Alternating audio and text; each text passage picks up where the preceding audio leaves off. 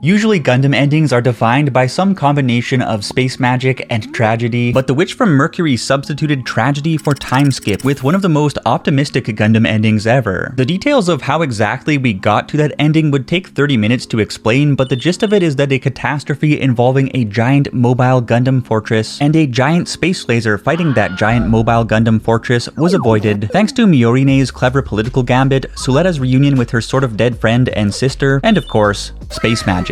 In any event, the giant mobile Gundam fortress Quiet Zero and everyone's Gundams get Thanos snapped out of existence by the end of it. Suletta's bride-to-be Miorine finds her fiancé in space and rescues her, and the episode then skips 3 years into the future to show how everything turned out. So let's walk through the ending character by character. Following the Quiet Zero incident, Nika Nanaura served prison time for reluctantly acting as the go-between in Shadiq Zanelli and Dawn of the Fold's terrorist attack on Plant Kueda, but post-timeskip she is released from prison to find her friends waiting for her, and she even passes the mechanics certification test to begin working while finishing up her academic career. Nika's heart was always in the right place even if her actions were misguided, so it was nice to see her repent for what she did and end up in a nice place. It's also somewhat shocking that Baby Man Martin actually survived the series. On the other hand, we have Nika and company's friend Chuatari Chuchu Panlunch, who takes a job doing colony maintenance where we see her screeching at Roji for tweaking her suit's specs. Basically, she didn't change at all, and that's not necessarily a bad thing. Not Mambo number 5, but Elan number 5, the only known enhanced human to make it out of Pale Technology's enhanced human program in one piece, is finally free to do as he pleases, and we see him hiking across Earth in search of the locations drawn in Noria's book as a tribute to her memory. It's also worth noting that it was incredible to see Suletta reunite with her friend Elan number 4 within the data storm during the pre-time skip climax, as they could finally say the goodbyes they'd been robbed of when Elan number 4 was murdered by Pale Tech. As for the anti-villain Shadiq Zanelli, he decides to take ownership for both the Plant Kueda attack and the Quiet Zero incident, which he had nothing to do with, in order to clear the water for the next generation. And his story ends just as he's about to go on trial for his crimes. Shadiq is tragic in that all he ever wanted to do was save the Earthians from oppression, but in the process he ended up destroying his own life and the lives of countless other people. The silver lining of Shadiq's story is that his deal with Miorine during the Quiet Zero fiasco succeeded at dissolving the Beneric Group conglomerate and redistributing its assets to Earthian entities, ultimately putting them on more equal footing with Spatians, so his sacrifice was not completely in vain. Moving forward, Petra Ita was grievously injured and left in a coma during the Astakasia massacre, but 3 years later she is looking healthy and cheerful with artificial legs to replace those she lost in the massacre, and she is due to test Gundam prosthetics the following week. Petra and Guel Jetrik's brother Lada are together as she had always dreamt of, and Lada states that he wants to be at her side in the times ahead.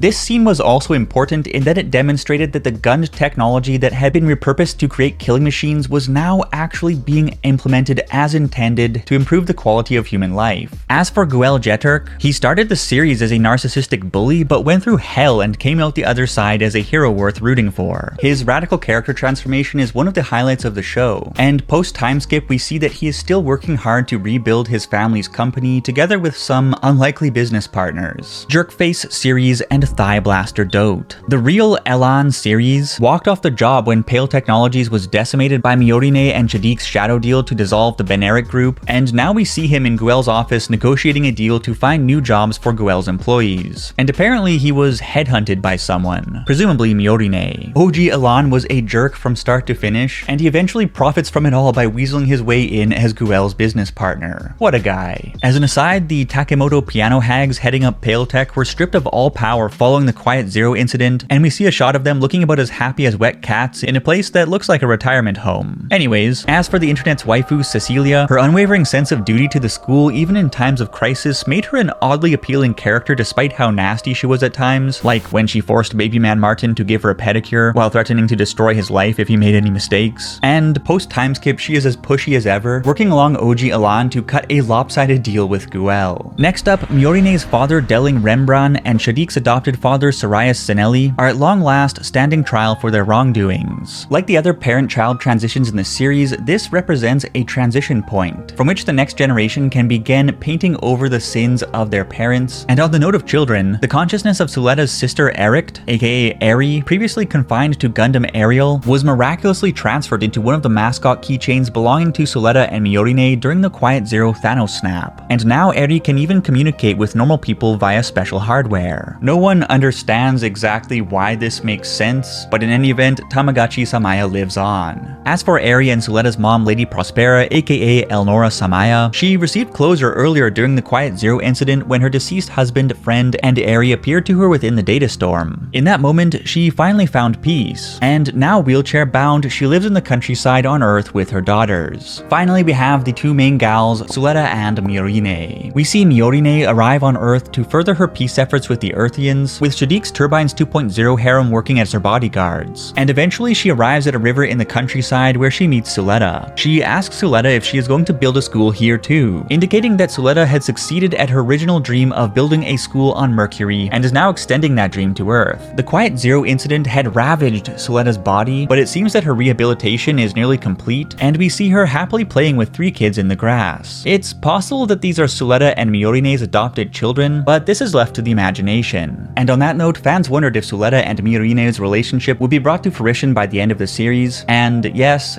it was. And while we didn't see the wedding or a salty smoocher, there were 3 details that clarified the verdict. Firstly, Eri tells Miorine that she wished she would listen to her sister-in-law's advice. Secondly, they are both wearing wedding bands. And thirdly, their skinship before heading off to dinner with friends is loving to say the least. All in all, it was a satisfying conclusion to 24 episodes of romantic build-up. And really, that is the best way to describe the ending of The Witch on Mercury, a satisfying conclusion.